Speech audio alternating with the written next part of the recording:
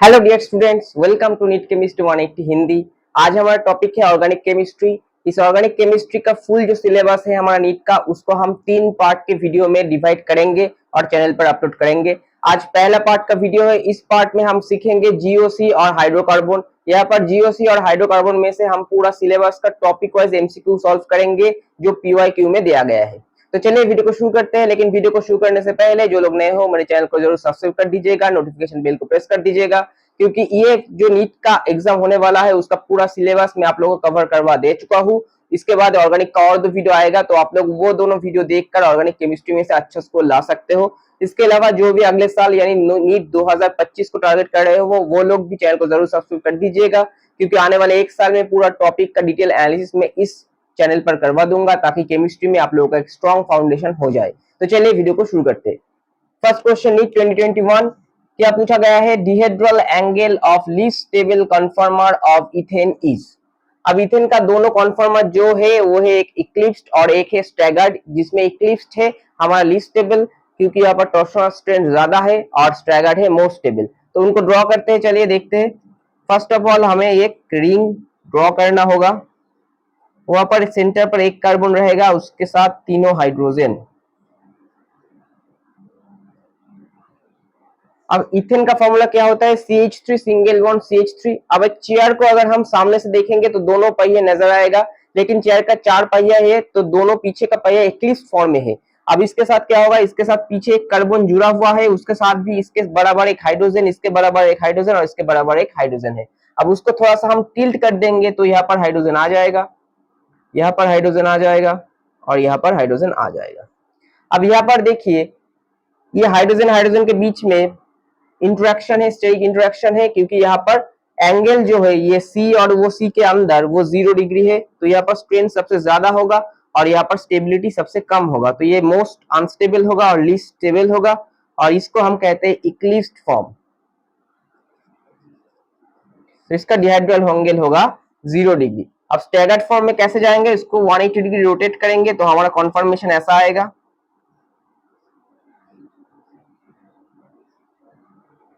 इसको हम कहते हैं स्टैगर्ड फॉर्म, ये मोस्ट स्टेबल है।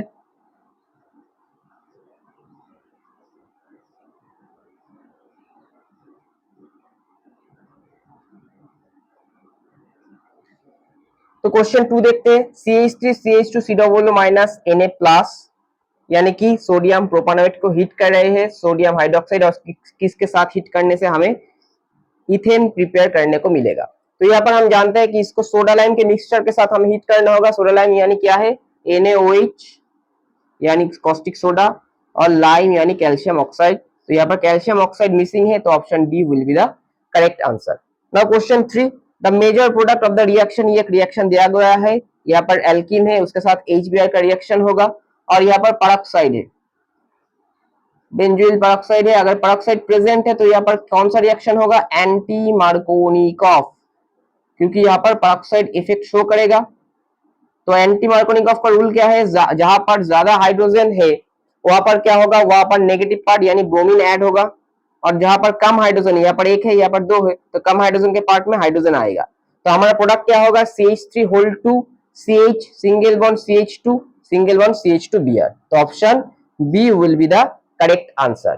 तो इसके बाद के कुछ टॉपिक हम देखेंगे इस टॉपिक में से। तो इसके बाद का कुछ टॉपिक देखेंगे। देखिए, नीट 2019 का दोनों सवाल में लेकर आया हूं। क्या पूछा गया है? An alkene A on reaction with ozone and zinc water gives propanone and ethanal. क्या क्या प्रोडक्ट हो रहा है? प्रोपानोन एंड इथानल हो रहा है। इक्विमोलर रेशियो यानी 1:1। Addition of HCl with alkene A gives product B. हमें बी का स्ट्रक्चर निकालना है। तो सबसे पहले हम ओजोनेसिस के बाद जो प्रोडक्ट आ रहा है उसका स्ट्रक्चर ड्रॉ करेंगे। देखिए, पहले हम इथेनॉल को ड्रॉ करेंगे। इथेनॉल क्या है? Acetaldehyde CH3C double bond OH। इसके साथ आ रहा है प्रोपानोन, यानी ये वाला एसीटोन। तो यहां से हम एल्कीन का फॉर्मूला निकाल सकते हैं। किस तरीके से? इसको हम एलिमिनेट कर देंगे और इस कार्बन से और इस कार्बन को डबल बॉन्ड जोड़ देंगे। तो यहाँ पर हमारा एल्कीन का स्ट्रक्चर हो जाएगा CH3CH double bond C CH3CH3। तो ये हो गया हमारा एल्किन ए। इसके बाद हमें HCl का एडिशन करना होगा, पेरोक्साइड नहीं है तो HCl का एडिशन अगर हमें करना होगा तो जहां पर हमारा कम नंबर ऑफ हाइड्रोजन है वहां पर क्या आ जाएगा, वहां पर आ जाएगा Cl यानी negative part, Markovnikov addition. और जहां पर हमारा ज्यादा नंबर ऑफ हाइड्रोजन है वहां पर हाइड्रोजन आ जाएगा, तो यहाँ पर हाइड्रोजन आएगा और यहाँ पर Cl आएगा। तो प्रोडक्ट होगा CH3 सिंगल बॉन्ड, CH था और एक हाइड्रोजन मिलकर हो गया CH2, यहाँ पर सिंगल बॉन्ड आ गया C, CH3 और यहाँ पर आ गया Cl।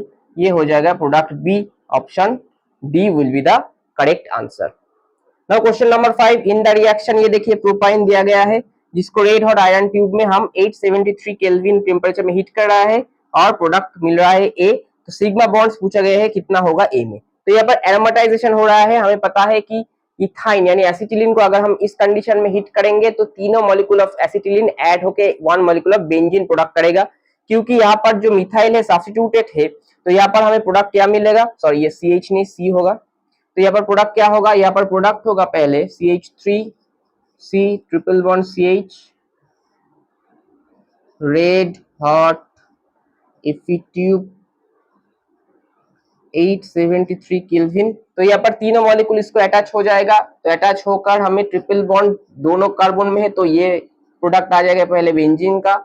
उसके बाद यहाँ पर CH3 ऑल्टरनेटिंग कार्बन में हमें CH3 यानी मेसिटिलीन देखने को मिलेगा, इस प्रोडक्ट का नाम है मेसिटिलीन। अब यहाँ पर सिग्मा बॉन्ड पूछा गया है कितना है, तो यहाँ पर देखिए कार्बन और हाइड्रोजन के बीच में 3 सिग्मा है, यहाँ पर भी 3 सिग्मा है, तीनों हाइड्रोजन और कार्बन में यहाँ पर भी 3 सिग्मा है। या इसके अलावा ये सिग्मा, ये सिग्मा, ये सिग्मा। इसके अलावा रिंग में जो है, रिंग कार्बन में यहाँ पर 6 सिग्मा है और यहाँ पर तीनों हाइड्रोजन के लिए 3 और सिग्मा है। तो टोटल कैलकुलेट करेंगे तो 3 3 6 3 9 9 अच्छा 15 15 3 18 18 3 21, तो 21 नंबर ऑफ सिग्मा बॉन्ड हमें देखने को मिलेगा। तो option A will be the correct answer, NEET 2019 का सवाल है। इसके बाद के कुछ टॉपिक हम देखेंगे, तो आखिर के कुछ टॉपिक हम देखेंगे इस चैप्टर में से। तो फर्स्ट क्वेश्चन क्या पूछा गया है, which one is not aromatic. अब एरोमेटिसिटी का हमारा रूल पता है क्या, हुकेल्स रूल। उसमें क्या बोला गया है, एरोमेटिक होने के लिए पहली बात साइक्लिक होना पड़ेगा, नंबर 2 प्लानर होना पड़ेगा, प्लानर यानी कि sp2 hybridised, and number 3 4n plus 2 number of pi electron present रहना होगा, जहां पर n इज इक्वल टू 0 1 2 3 4 कुछ भी हो सकता है। तो n इक्वल टू 0 होगा तो पाई इलेक्ट्रॉन होगा 2, 1 के लिए 6, 2 के लिए 10, 3 के लिए 14 एंड सो ऑन। तो अब हम देखेंगे ये इसमें से कौन सा वो कंपाउंड है जो इस रूल को फॉलो नहीं कर रहा है, वही नॉन एरोमेटिक होगा। तो फर्स्ट ऑफ ऑल यहाँ पर देखते हैं, और एक बात हमें और कंसीडर करना होगा, जहां पर भी कार्बो एनायन यानी नेगेटिव चार्ज होगा वहां पर हम 2 पाई इलेक्ट्रॉन मान के चलेंगे। तो यहाँ पर देखिए डबल बॉन्ड है तो 1 पाई बॉन्ड यानी 2 पाई इलेक्ट्रॉन, यहाँ पर भी 2 पाई इलेक्ट्रॉन, यहाँ पर भी 2 पाई इलेक्ट्रॉन, टोटल हो गया 6 pi electron, n equal to 1 यानी कि ये एरोमेटिक कंपाउंड है। यहाँ पर भी देखिए 2 पाई 2 पाई 2 पाई, यहाँ पर कार्बोकैटायन है यानी कि ये sp2 हाइब्रिडाइज्ड है, प्लानर है, तो 6 पाई इलेक्ट्रॉन हो गया, साइक्लिक हो गया, प्लानर हो गया, n इक्वल टू 1, तो ये एरोमेटिक है। नंबर 3 देखिए यहाँ पर 2 पाई इलेक्ट्रॉन है और यहाँ पर देखिए sp2 कार्बोकैटायन तो प्लानर है, तो 2 पाई इलेक्ट्रॉन यानी कि यहाँ पर n इक्वल टू 0 हो गया, तो ये एरोमेटिक हो गया। यहाँ पर देखिए 6 पाई इलेक्ट्रॉन है, 6 पाई इलेक्ट्रॉन है, लेकिन यहाँ पर जो ये कार्बन है ये sp3 है, sp3 यानी कि टेट्राहेड्रल, यानी कि ये नॉन प्लानर हो गया, ये प्लानर कंपाउंड नहीं है। तो नॉन प्लानर है तो ये नॉन एरोमेटिक होगा, तो ये एरोमेटिक नहीं है, option D will be the correct answer. Question 7, which one can exhibit tautomerism. कौन कौन टॉटोमरिज्म एग्जिबिट कर सकता है इस कंपाउंड में से। जहां पर भी बीच हेड होगा यानी कि इस पोजीशन पे कभी भी डबल बॉन्ड नहीं आएगा। और टॉटोमरिज्म कहां से होता है, डबल बॉन्ड ओ कार्बोनिल जहां है उसके बाद के हाइड्रोजन यानी अल्फा हाइड्रोजन के रिस्पेक्ट में से। तो यहाँ पर अल्फा हाइड्रोजन, यहाँ पर अल्फा हाइड्रोजन के रिस्पेक्ट में से, इस अल्फा हाइड्रोजन यहाँ पर अल्फा हाइड्रोजन के रिस्पेक्ट में से। तो यहाँ पर देखिए यहाँ पर तो अल्फा हाइड्रोजन एलिमेंट नहीं होगा क्योंकि डबल बॉन्ड नहीं होगा, तो ये टॉटोमरिज्म शो नहीं करेगा।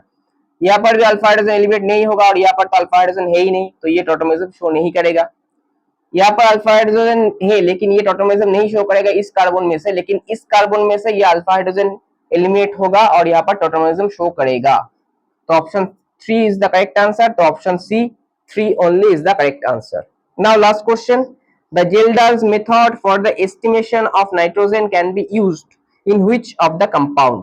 तो जेल्डाल मेथड कहां पर अप्लाई नहीं होता है, नॉट एप्लीकेबल, ये हम लिख देते हैं नॉट एप्लीकेबल जेल्डाल मेथड। नंबर 1 जहां पर नाइट्रो ग्रुप होगा, नंबर 2 डायजो यानी दोनों नाइट्रोजन रहेगा और उन दोनों के बीच में डबल बॉन्ड होगा, नंबर 3 रिंग नाइट्रोजन, अगर रिंग में नाइट्रोजन प्रेजेंट होगा, इन तीनों केसेस में नॉट एप्लीकेबल। यहाँ पर देखिए नाइट्रो तो ये एप्लीकेबल नहीं होगा, यहाँ पर देखिए रिंग में है पिरिडीन एप्लीकेबल नहीं होगा, यहाँ पर देखिए डायजो एप्लीकेबल नहीं होगा, तो एनिलीन में एप्लीकेबल होगा। तो option C will be the correct answer. NEET 2022 का सवाल है। तो यही था जीओसी और हाइड्रोकार्बन में से चुने हुए टॉपिक, जहां पर मैं सिर्फ 8 क्वेश्चन लेकर आया हूँ। ये सारे टॉपिक बहुत इंपॉर्टेंट है, मैं बस अब मोस्ट इंपॉर्टेंट टॉपिक आप लोगों को कवर करवा रहा हूँ, क्योंकि इतने कम वक्त में इतना बड़ा सिलेबस कवर करवाना मुश्किल है।